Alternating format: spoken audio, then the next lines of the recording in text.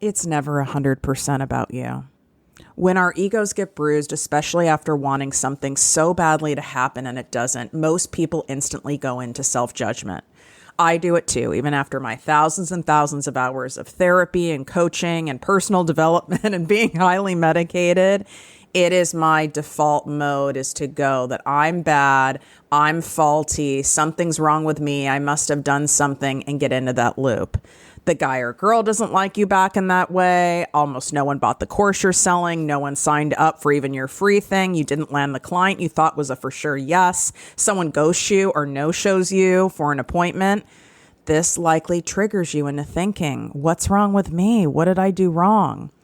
When we have a core wound from childhood that we are defective in some way, not good enough, not entirely lovable, it's so easy to take someone else's words, choices, or behaviors personally. And anytime this crap comes up for me, I say these 3 words on repeat. This isn't personal.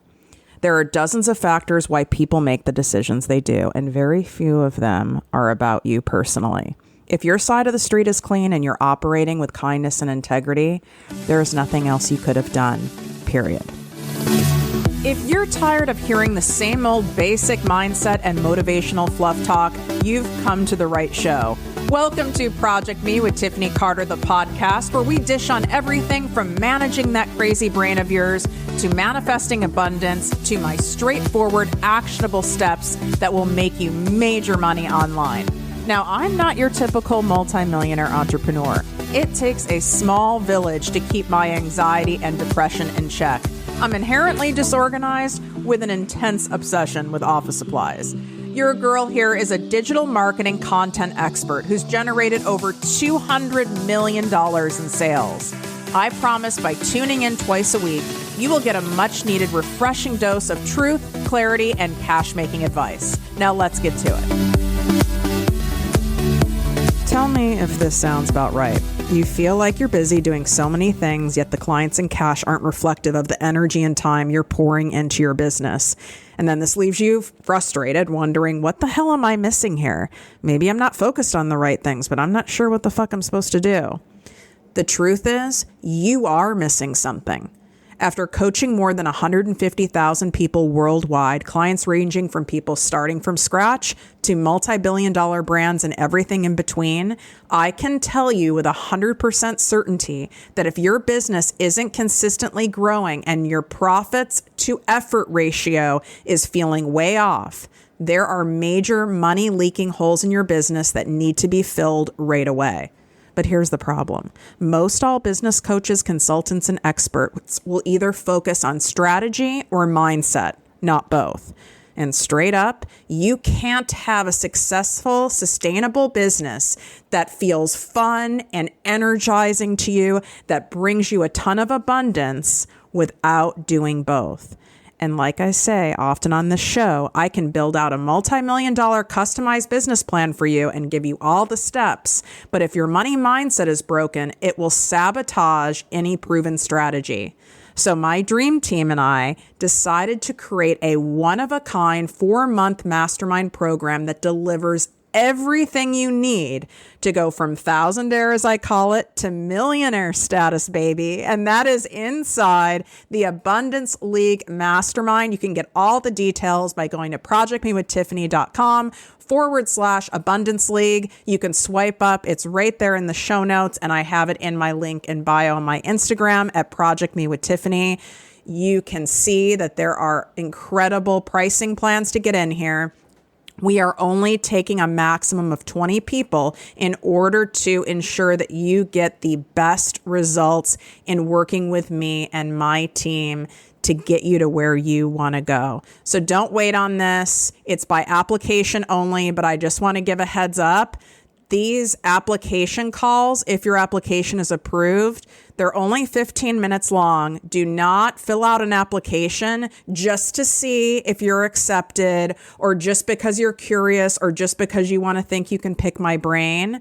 only serious applicants apply. And if you have any questions, you can, of course, email us. You can DM me before you apply to be absolutely sure. Otherwise, you're taking up spaces from other people who absolutely are willing to do whatever it takes to bring in that next level abundance into their lives and make things happen. So I just ask that you respect that. So go check out all the details. Again, you can swipe up or go to projectmewithtiffany.com/abundance league. What up, my people, my posse, my fellow crazies? It's your host, Tiffany Carter, and this is the show that is going to help you grow your business, your bank account, that big, beautiful brain of yours, your relationships, and everything in between.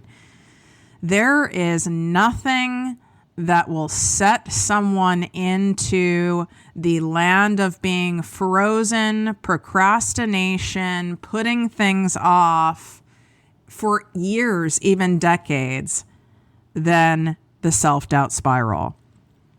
I work with so many people on a weekly basis, whether it's in my ProjectME Posse business coaching membership, or it's in my mastermind, one of my programs, or my private clients, where there's a self-doubt spiral coming. And I know it's coming. And I support and walk people through it. And you likely are in one now, or have been in one recently, or find yourself in one once or twice a week, if not more, when something isn't working out, when your podcast isn't growing, no one's signing up for your email list, you keep attracting crappy relationships and you're watching everyone else get married and seem so happy, where just when you thought you were 3 steps ahead, something happens and you're 5 steps back. And what ends up happening, if you're someone who was in a toxic relationship or grew up in a dysfunctional environment, the natural go-to is self-doubt, something's wrong with me, no one wants me, people aren't interested in me, they don't want what I have, I'm not good enough, and out comes the giant bat to beat the crap out of yourself.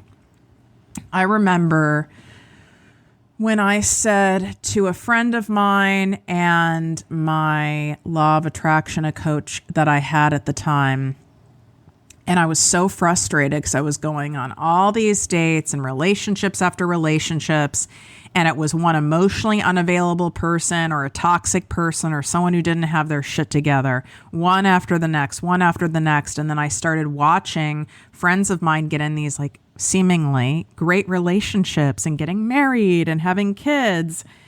And I was like, why can't I find this person? What's wrong with me? What is it? What's wrong with me? The same thing happened when I was in corporate and I'd get passed up for promotions and they'd pick someone else instead of me. Or then I find out someone was getting paid more than me for the same job, or they got a bigger bonus than I did. Go right back to what's wrong with me. Maybe I'm not as good as I thought I was. Maybe I'm not as talented. Maybe I'm messed up in a way that I'm not seeing.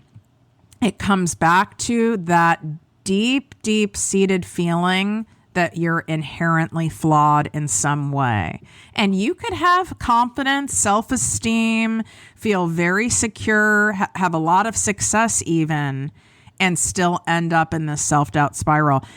It's happened to me where I have observed other people getting tens of millions of downloads on their podcast, and they started around when I started. And it's like, why does this person or these people have, way more listeners and subscribers than me? I must be doing something wrong. Am I missing something? Maybe I'm not as helpful or entertaining or engaging as I think I am. And then I listen to the people's shows and get into comparison. I'm like, the show is like, it's not bad, but it's not that exceptional. So then I fill in the gap where the missing link must be that I'm the problem. It's got to be me, right? Look, and there's nothing wrong with taking an inventory and a look at yourself. That's actually a beautiful quality, that you're willing to say, maybe it's something I'm doing. Maybe it's something I'm not doing. Maybe there's an area of an improvement. That's wonderful. But if you're wired like me, and you end up in a spiral, it's because you've taken this way too far. In fact, you've taken it to a level to where it's self-abuse, where it's very self-critical, where you're beating the crap out of yourself. That's not coming from a loving and productive place where you're taking inventory of yourself and checking your side of the street to see if it's clean. When you're doing that from a healthy space and not a sacrificial space, you can be discerning. There's a level of detachment, like, well, I could take more risks and be spending more money on advertising. I have to be honest with myself. I've not really spent that much money on advertising, or maybe I need to have more faith and trust that this show is growing at the pace that it's supposed to grow at for what I can handle at any given time. And what someone else's journey is or isn't reflective of what mine will be or won't be. And I need to work more on that area and make that assessment from a place of love and compassion and understanding. That's beautiful. And there's a lot of people, as we know, who lack self-accountability and self-awareness, where they take none and they blame everyone else. So I want you to honor yourself, that you do take a look at yourself. But there's a difference between taking a look at yourself and then taking out a microscope and inspecting the shit out of yourself and then beating yourself up over it. That's not what we want to do here. And it does trigger us into what's wrong with me, what I'm doing wrong, because what you're saying you're wanting and the result that you're craving and you're desiring and you're yearning for isn't happening, and you want it so badly. So it's an easy default to say, I'm bad, I'm defective, it must be my fault. And that likely isn't going to go away in you, by the way. That programming was instilled at a very young age and has been worked in and worked in and worked in. So it's still a default for me to go down that path. I just don't stay in it as long. Sometimes I can get out of it within seconds. Sometimes it takes me a half a day. It depends how deprived I am, how well I've been taking care of myself spiritually, mentally, physically, emotionally. So if I'm already run down, as you've heard me say in other episodes, if I'm in the halt zone, hungry, angry, lonely, tired, stressed, if I'm in that zone and then something happens where someone no-shows for a call with me, or I'm in a launch and I don't feel, there's many people buying as I hoped, or as many people signing up as I thought would sign up at that moment, I'm kind of at a weak point from lack of true self-care, pouring out way more than I need to be and not giving myself enough nurturing back. Then it's like a setup for getting into this self-doubt spiral, which ends up turning into a shame spiral, which is the lowest vibrating frequency when it comes to law of attraction, is shame. It's so fucking dark and it feels like shit. And when you get into shame, most people end up in a state of total paralysis. That's how I get, where I'm like, I don't want to do anything. I want to just check out. Because why would you have the motivation or the inspiration to show up and do things and have the creative bandwidth to come up with stuff to do things when you've been beaten down by that shame stick, reaffirming this deeply programmed, ingrained belief that you're lacking something, that you're not enough in order to have what you want in life, whether that's in your personal life or your business life, your monetary life, whatever it may be. This person, this client, this opportunity wasn't meant for you right now. Otherwise, it would have happened differently. We are not in charge, and we forget this. I forget this all the time too. This is all divinely mapped out. Even the stuff that you're going through that is totally painful, that's also there to serve a greater purpose as well. We don't necessarily get to know what that is at the time, but I'm sure when you look back in your life, you see what the purpose was for difficult situations. And not every situation is going to be fair. Me losing my father before my 25th birthday, that's not fair. It's not like the universe goes, we're going to make sure your dad dies within 6 weeks of a cancer diagnosis, Tiffany, because that's here to better serve you. Life is not always going to be fair, and part of our human existence is to experience the light, the darkness, and all the different shadows in between. And there's going to be some shit that comes up. And it's up to us to intentionally pour in and do the work to remind ourselves that this is the divine path. If you were supposed to have your biggest launch yet, you would have. If I was supposed to be at right now 100 million downloads, I would be at 100 million downloads. I have to choose to trust. There's a reason why that hasn't manifested into existence at this very time, despite my best efforts. I do believe that it's coming and it's happening, but it's happening in divine timing. It's happening in the greatest time for all, for the greatest good of everyone involved, including me. And you've really got to sink in and trust that belief. But if you think you're in charge and you're in self-will, well, then of course it's going to come back to yourself. We get like really self-absorbed in a way when we're in that self-doubt, shame spiral. Me, it's me, I'm bad, I'm wrong, I don't do this, me. We're not in charge. All we can control are the efforts we put out, the work we continue to do on ourselves, and showing up as the best we can on any given day. But we can't do all of this. We have to leave room for magic and miracles. As much as you guys come to me and join my programs for me to teach you how to monetize your gifts, how to make money living in your purpose and creating that true financial freedom of options for yourself so you can enjoy your best life in a way that feels so good to you while doing good for others in the world. You come to me so I can show you the steps and support you along the way and save you time so you're not wasting more time, energy, and money trying to figure it out on your own, because that's not a profitable business or life plan. But that doesn't mean all of a sudden you put out your first thing that you're launching, or a course or a podcast or whatever it is, and all of a sudden you make 6 figures starting at 0. I mean, I'm not God and you're not God. You've got to leave room for the divine.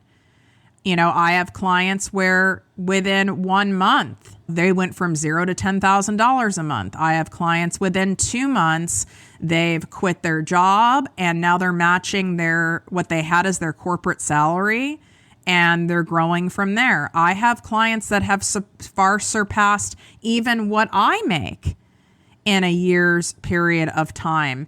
And I also have clients who've worked with me for months or have been in a mastermind program who monetarily or even numerically in other measurable areas look like they've not made any progress, but that's not true. The progress they've made is in their mindset and some other work that had to be done first in order for the abundance to come. So I can't control if going viral, not going viral. All we can do is stack the odds in our favor that you're going to have that success in whatever area of your life. And then we've got to turn over and surrender the rest. Otherwise, we suffocate out any of that abundant energy that brings in the miracles, that brings in the, oh my God, this launch was better than expected. This beach house is better than expected. I can't believe I attracted these amazing friendships in this last year. Like, this is almost too good to be true. You get to have those experiences as long as you're not snuffing them out by remaining in a shame and self-doubt spiral. Because when you're in that vibration, you're continuing to push away and block abundance because you're not thinking abundantly. You're trapped in scarcity. You're trapped in fear. You're trapped in lack. And that is only going to attract more things that validate what you don't have, that validate that it's you. How can you shift that? You can shift that by practicing the art of detachment. So the stronger attachment you have to your desired outcome, the higher the likelihood that it won't happen.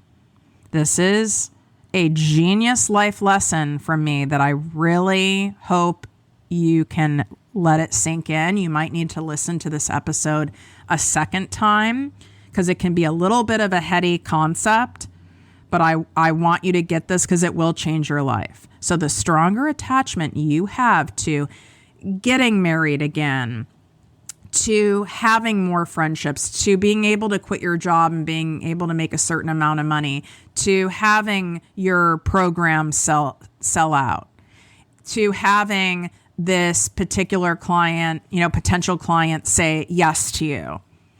If you have a super strong attachment to that happening, the likelihood of it happening strongly diminishes. In fact, it diminishes on the other side as intensely as your attachment is. And here's why. Because when you're in this space, when you're like, oh my God, I need this client. I hope this client, okay, good. I have like an application call. Like, I really hope this client signs with me. I need this client. I haven't heard from them. I'm going to keep refreshing my email. Or did this guy text? Did this girl text? Keep refreshing your phone. Did they text? Did they text? Are they ghosting me? I really want this to work out. I really like them.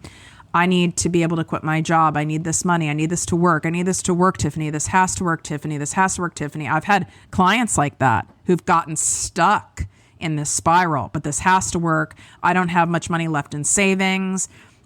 You were my last, shot, Tiffany, and being able to figure this out. This has to work. This has to work. I need this to work. If it doesn't work, I'm going to have to go get a job, and I don't want to go back and get a job anymore. And I want what I want, and I want it now, and it has to work, has to work, has to work. And I'm like, well, it certainly is not going to work in this mental state. It's not. Because you're basing your well-being and your self-worth at the hands of something outside of yourself. And this is rooted in fear, insecurity, and scarcity, which is the opposite of abundance and repels abundance. And here's how it repels it. When you're grasping something so tight, this is when I did that terrible experiment that I do not recommend. I don't know what the hell I was thinking. I got on some wild loop when I kept seeing so many friends getting engaged and married. And I was like, I need to be married. I don't remember what age it was, but I was like, I need to be married by 30. It was probably 30. I picked some age like that. I need to be married by 30. I need to be married by 30. I had an attachment to that.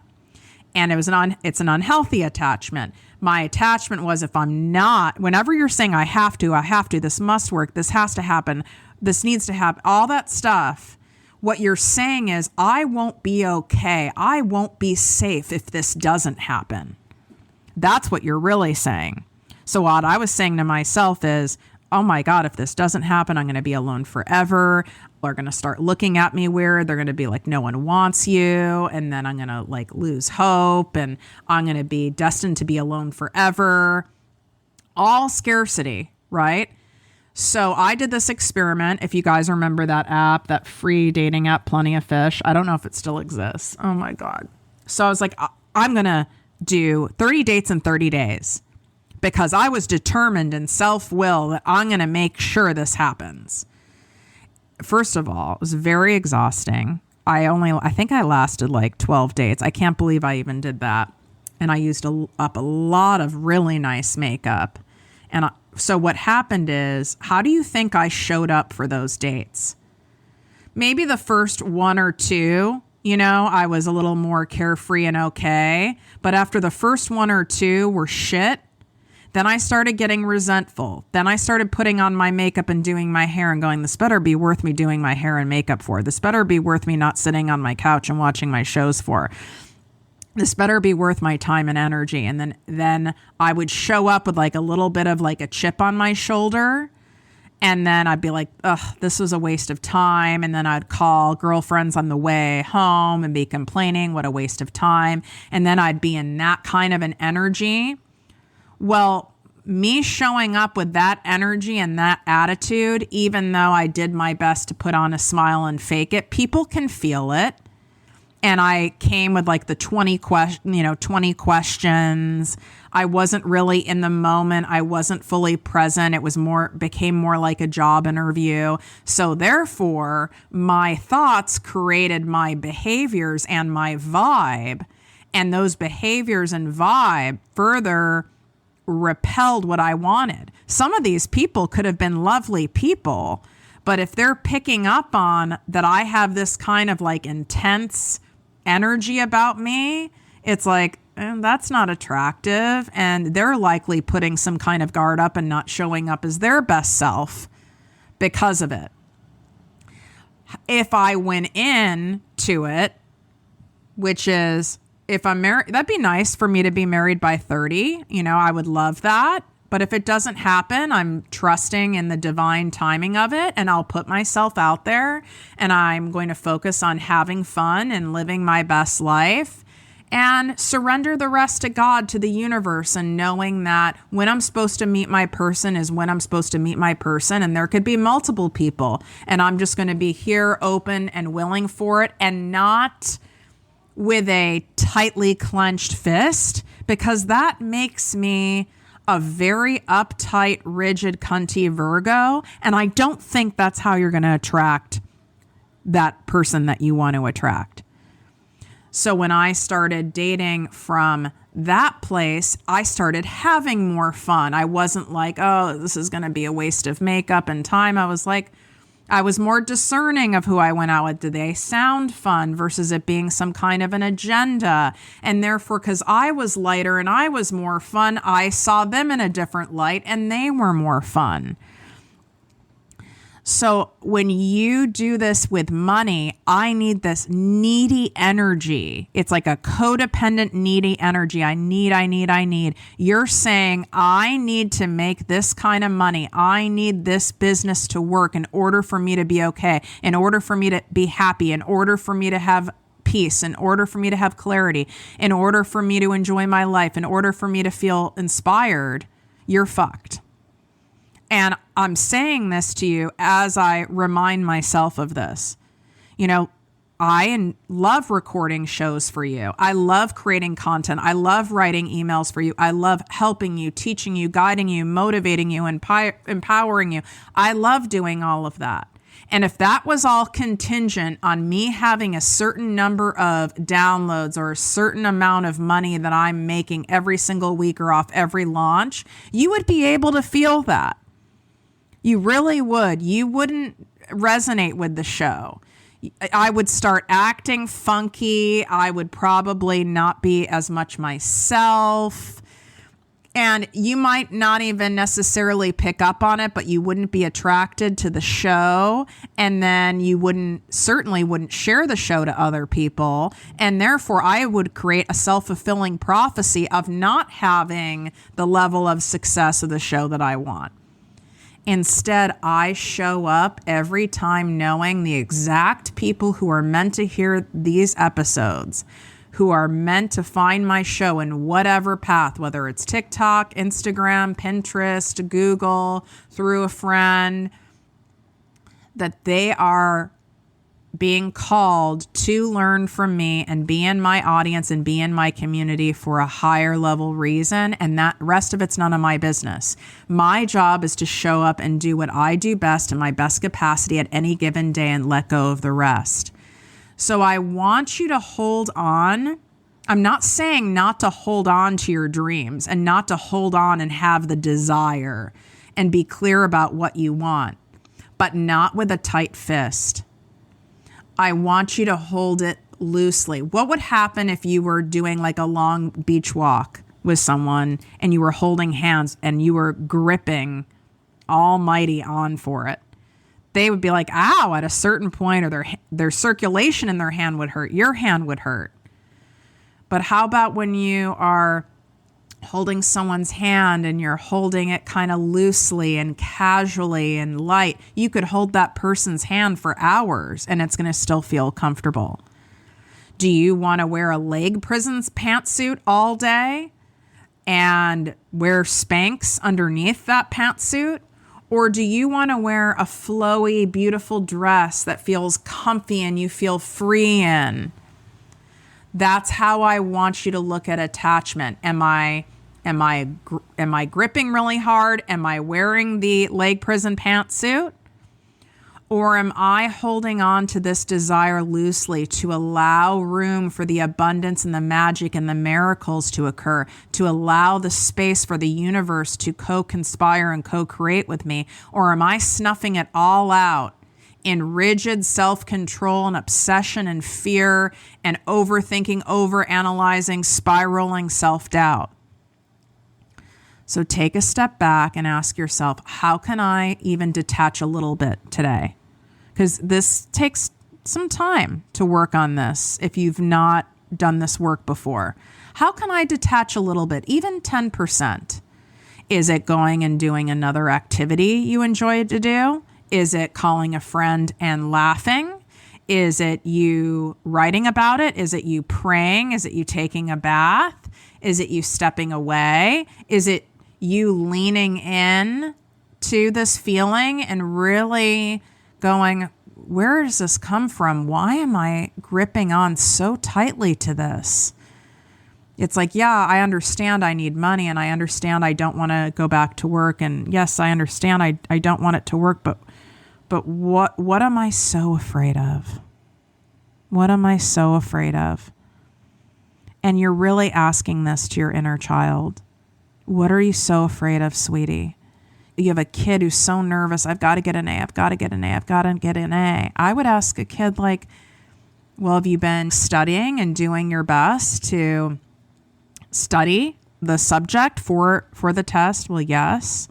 And is there any more you could really do? Well, probably not.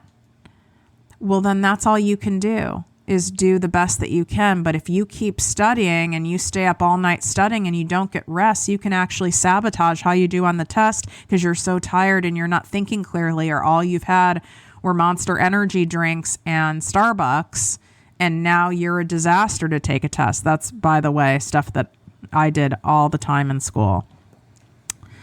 And it would have been a lot better if I actually studied, but I also had a nice balance of taking care of myself. What is your inner child afraid of by people not signing up? That doesn't mean that they're not signing up ever. What is she afraid of? Is she afraid this isn't going to work and that means my life is over? You need to talk her through this.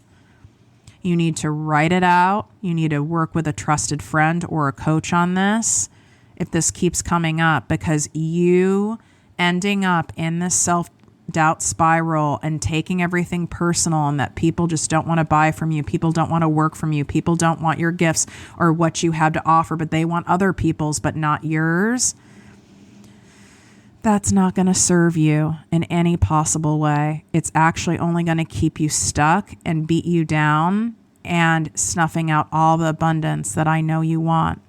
So how can you detach even a little bit more today?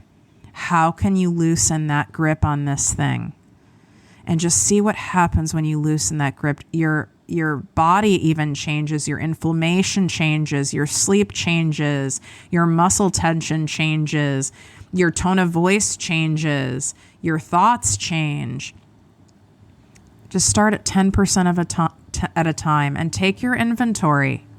Ask yourself, am I really digging in with and giving myself, shame hit after shame hit and beating myself down? And what that's always rooted in is you're scared. Your inner child is terrified that you're not going to be safe. You're not going to be okay. You're not going to flourish. You're not going to be happy without this thing.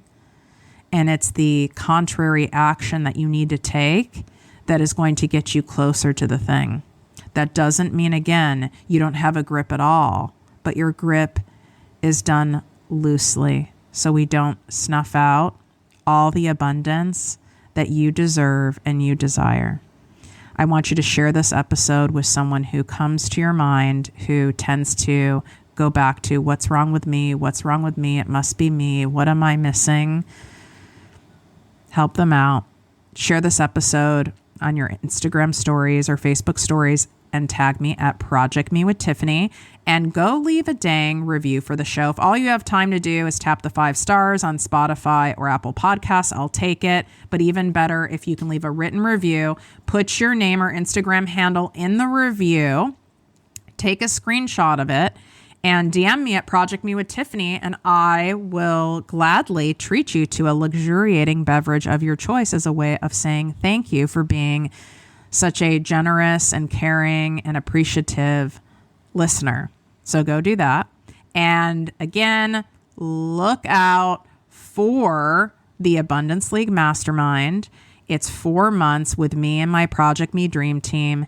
And this is where we do both the mindset work and the proven strategy, because you can't have one without the other and end up bringing the cash into your life in a way that feels fun and enjoyable and easy and exciting.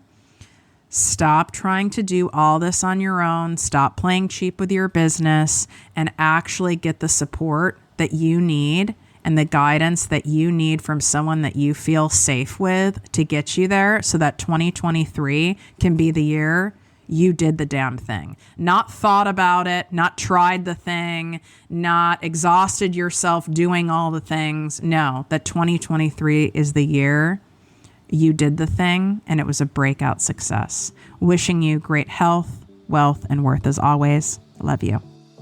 If you enjoyed this podcast, please write a 5-star review on iTunes. Not only will this make me super happy, but it will allow more listeners to find our special show. Simply help me help others.